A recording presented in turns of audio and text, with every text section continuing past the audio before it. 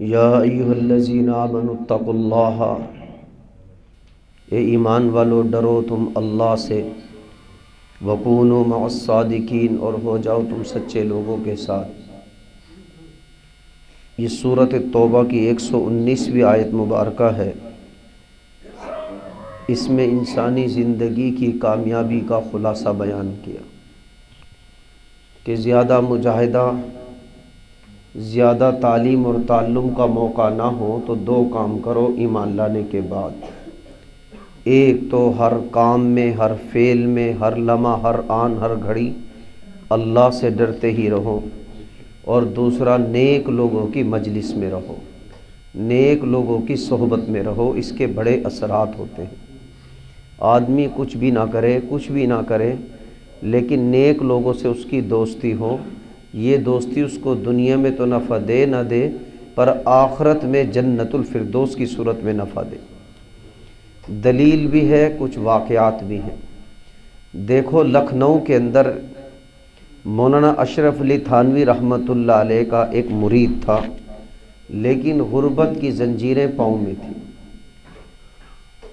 فرمانے لگا، ایک مرتبہ خط لکھا اپنے شیخ مولانا اشرف علی تھانوی رحمۃ اللہ علیہ کو کہ حضرت مجھ میں غصہ بہت زیادہ ہے، بات بات پر مجھے غصہ آتا ہے۔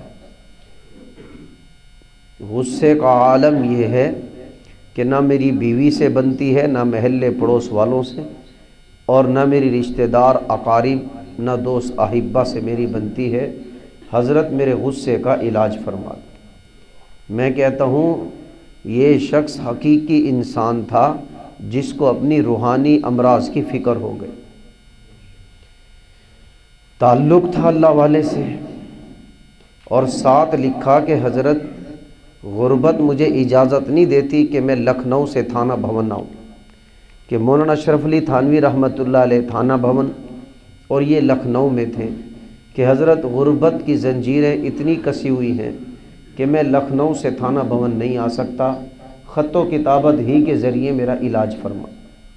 حضرت نے جواب میں لکھا کہ لکھنؤ کے اندر میرا ایک مرید ہے حکیم، آپ صرف اس کی صحبت میں بیٹھو، جا کر اس سے اجازت لو اور اس کی صحبت میں بیٹھ جاؤ۔ کہنا کچھ نہیں ہے، نہ اس کو تنگ کرنا، نہ وہ تمہیں کچھ کہے گا۔ 40 دن تک تم نے اس کی صحبت اختیار کرنا۔ وہ لکھنؤ میں خط وصول کر کے لکھنؤ کے اس حکیم کے پاس جاتا ہے اور اس سے اجازت طلب کرتا ہے کہ حضرت آپ کی صحبت میں بیٹھوں گا، پر آپ کو کبھی تنگ نہیں کروں گا، نہ آپ سے کچھ پوچھوں گا۔ حکیم صاحب فرمانے لگے، بھائی مجھے کیا اعتراض، جب مجھے آپ تنگی نہیں کرو گے تو مجھے کوئی اعتراض نہیں، بیٹھ جاؤ۔ 40 دن گزر گئے، خط لکھ رہا ہے بڑے خوبصورت اور خوشی میں آ کر کہ حضرت کیا بات ہے، غصہ بھی ختم ہو گیا، حلم اور بردباری بھی پیدا ہو گئی، سارے محلے سے میری انبن کی ختم ہو گئی، بیوی سے مساہلت ہو گئی، دوست احبہ کی نظر میں محبوب بن گیا۔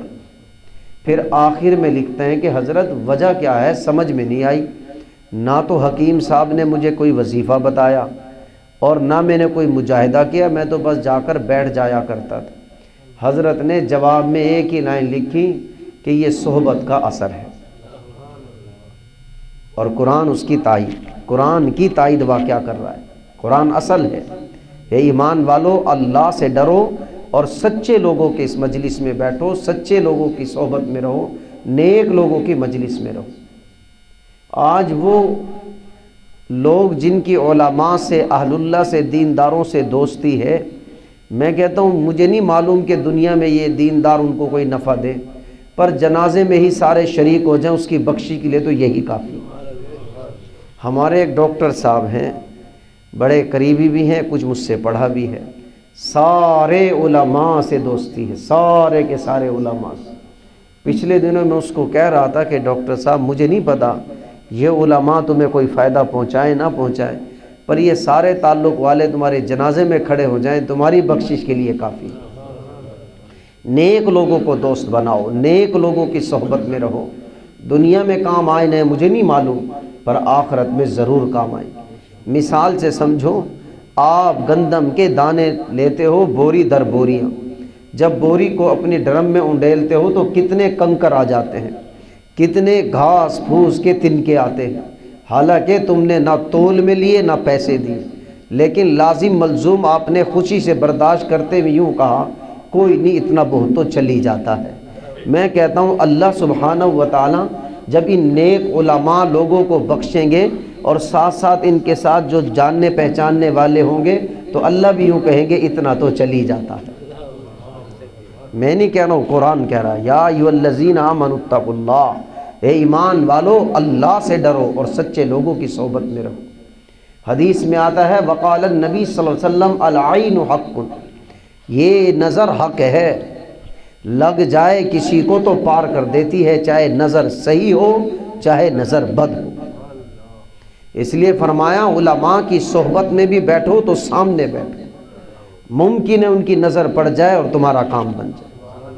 تو میرے محترم بھائیوں، یا ایھا الذین آمنوا اتقوا اللہ وکونوا مع الصادقین، دوست بناتے ہی ہو تو ذرا ڈھنگ سے تو بناؤ، دوستی لگانا ہی چاہتے ہو ذرا دھیان سے لگاؤ، دیکھو تو صحیح وہ دوست مجھے جہنم کی طرف لے جائے گا یا جنت کی طرف لے جائے گا۔ ایسے کو دوست بناتے ہو جو پوری اذان سن کر بھی مسجد کو نہیں جاتا، تو مجھے بتاؤ تمہیں کیسے لے جائے گا؟ ایسے کو دوست بناتے ہو جس پر اللہ کا اتنا بڑا لفظ بھی اثر نہ کر رہا ہے، کتنا بڑا یہ کلمہ ہے اللہ اکبر اللہ اکبر، اتنا بڑا کلمہ اثر نہ کر رہا ہو، ایسے کو دوست بناتے ہو۔ اللہ اکبر اللہ اکبر، بتاؤ تو صحیح، اتنا بڑا کلمہ تم اگر پہاڑوں پر رکھو تو پہاڑ ریزہ ریزہ ہو جائے۔ آج میں سبق پڑھا رہا تھا، موسیٰ علیہ السلام نے اللہ سے دعا کی کہ اللہ ارینی، میں دیکھنا چاہتا ہوں تو کیسا ہے۔ اللہ نے فرمایا مجھے تو دیکھ نہیں سکے گا، لن ترانی، میں اپنی تجلی اگر پہاڑ پر ڈالتا ہوں تو وہاں دیکھ۔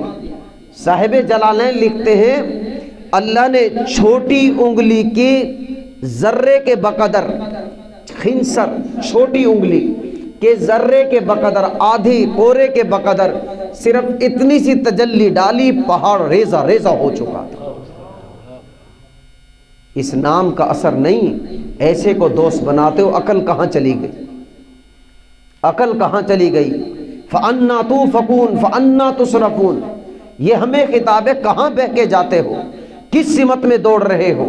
نہ پہناوے کا معیار، نہ دوستی کا معیار، نہ رہن سہن کا معیار، نہ تہذیب و تمدن کا معیار، نہ خرید و فروخت کا معیار، اور بننے چلے ہیں انسان کہ جی کچھ بننا چاہتے ہیں۔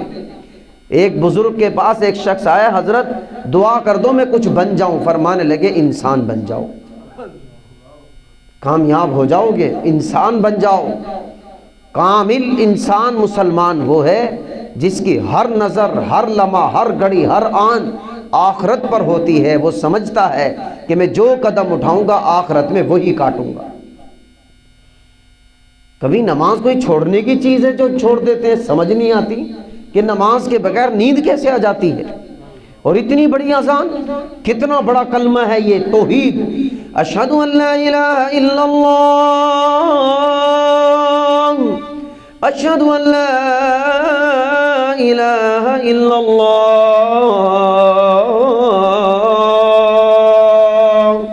کتنا پیارا کلمہ۔ کہتے ہیں ہم عاشق رسول ہیں، مؤذن بتلاتا ہے چلو عاشق رسول ہو تو رسول کا نام ہی سن کر آ جاؤ۔ اشہد ان محمد رسول اللہ،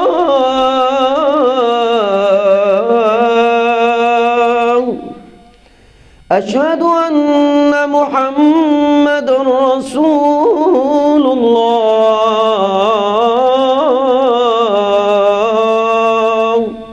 عاشق رسول ہو تو نام محمدی کا سن کر آ جاؤ۔ اور تمہیں ڈی ایس پی بلائے تو ایک نام وہ دیتا ہے، جاؤ فلاں بن فلاں کو بلاؤ، میرا اللہ بلاتا ہے تو 22 کلمے سناتا ہے، خلاق کائنات بلا رہا ہے تو پوری فہرست دے رہا ہے، پوری فہرست دے کر بلا رہا ہے کہ آؤ کہاں؟ حی علی الصلاۃ،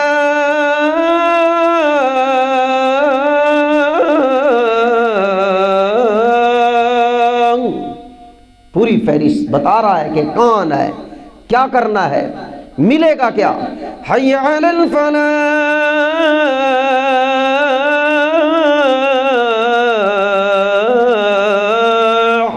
بتا رہا ہے نماز پڑھو ہم تمہیں کامیاب کر دیں گے۔ تم کار کوٹھی بنگلے میں کامیابی تلاش کرتے ہو، ہم تمہیں بتا رہے ہیں کہ نماز میں کامیابی۔ ہمارے استاد صاحب نے بڑی عجیب بات آج فرمائی، کمال کی بات فرمانے لگے، رزق کے پیچھے اتنا دوڑتے ہیں، نماز بھی گئی، قرآن بھی گیا، دین بھی گئی، شریعت بھی گئی، جائز بھی گیا، حلال بھی گیا، فرمان خدا بھی گیا، فرمان رسول بھی گیا۔ حالانکہ اس سے کوئی پوچھے کہ تو اس رزق کے چکر میں جو اتنے سارے اوامر خدا تو نے توڑے ہیں، تو مجھے بتا اس رزق میں تو کیا تلاش کر رہا ہے؟ جو تیری تقدیر میں ہے وہ تلاش کر رہا ہے، یا جو تیری تقدیر میں نہیں ہے وہ تلاش کر رہا ہے؟ اگر تو اس چیز کو ڈھونڈ رہا ہے جو تیری تقدیر میں ہے، تو دنیا کا بے وقوف ہے کہ اللہ تجھے کہہ رہا ہے میں دوں گا، تجھے کہتے ہیں مجھے یقین ہی نہیں ہے۔ بات گہری ہے، ذرا سمجھنا۔ اگر تو اس روزی کے چکر میں وہ کچھ ڈھونڈ رہا ہے جو اللہ نے تیری تقدیر میں لکھا ہے، تو پھر تو دنیا کا سب سے بے وقوف ترین آدمی ہے کہ اللہ تجھے وعدہ کر رہا ہے کہ تجھے دوں گا، تیری تقدیر میں میں نے لکھا ہے، اور تو پھر بھی اسی کو ڈھونڈتے وقت اسی کا نافرمان بن رہا۔ اور اگر تو وہ ڈھونڈ رہا ہے جو تیری تقدیر میں نہیں، تب بھی تو دنیا کا بے وقوف آدمی ہے۔ اللہ کہتے ہیں میں دوں گا نہیں، تو کہتا ہے میں لے کے رہوں گا۔ تو کیا ضرورت پڑی ہے امر خداوندی کو توڑنے کی؟ کیا ضرورت پڑ گئی قرآن پاک کو چھوڑنے کی؟ کیا ضرورت پڑ گئی اللہ اور اس کے رسول علیہ السلام کے احکام کو توڑنے کی؟ جب پتہ ہے کہ تقدیر میں ہے وہ مل کر رہے گا۔ یہ میرا اور آپ کا وعدہ نہیں ہے، یہ خلاق کائنات کا وعدہ ہے۔ وَمَا مِن دَابَّةٍ فِي الْأَرْضِ إِلَّا عَلَى اللَّهِ رِزْقُهَا، میرے بندے رزق کی طرف سے تو پریشان نہ ہو، جو میری تقدیر میں تیرے لکھ دیا ہے، ساتوں پہاڑوں کے نیچے بھی ہوگا تو وہاں سے بھی نکال کر تیرے حلق میں ڈالوں گا، اور اگر میں نے تیری تقدیر میں نہیں لکھا تو ہونٹوں سے کھینچ کر باہر نکال دوں گا۔ تو پھر میرا نافرمان کیوں ہوتا ہے؟ امر خداوندی کیوں توڑتا ہے؟ نمازیں کیوں چھوڑ رہا ہے؟ قرآن کیوں چھوڑ رہا ہے؟ سنتیں کیوں چھوڑ رہا ہے؟ جو تیری تقدیر میں ملے گا ہو ہی نہیں سکتا۔ اللہ کی قسم ایک ذرہ بھی کم نہیں ملے گا، ایک ذرہ بھی کم نہیں ملے گا۔ بے وقوف ہیں ہم کہ اس رزق کے چکر میں جس کا ذمہ اس نے لیا ہے، نمازیں بھی چھوڑتے ہیں، قرآن بھی چھوڑتے ہیں، دینداری بھی چھوڑ دیتے ہیں، حلال بھی چھوڑ دیتے ہیں، ناجائز جائز کے پردے ہٹا دیتے ہیں۔ تو نیک لوگوں کی صحبت میں رہو، ایسے کو دوست بناؤ جو تمہیں دنیا میں کام آئے نہ آخرت میں تو کام آئے۔ اللہ تعالیٰ عمل کی توفیق دے۔